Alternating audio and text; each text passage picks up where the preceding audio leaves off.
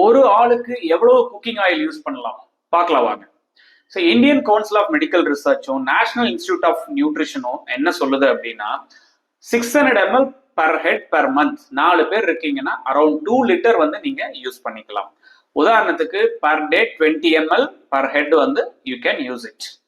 என்ன oil use பண்ணலாம் அப்படிங்கிறதையும் நம்ம போட்டு பார்த்தோம்னா சவுத் இந்தியன்ஸுக்கு 3 ஆயில் வந்து அக்செப்டபிளா சொல்றாங்க. ஒன்னு வந்து ஜிஞ்சிலி ஆயில், நல்லெண்ணெய்ன்னு சொல்லக்கூடிய ஜிஞ்சிலி ஆயில். செகண்ட் பாத்தீங்கன்னா கிரவுண்ட் நட், கடலை எண்ணெய் நல்லா இருக்கு.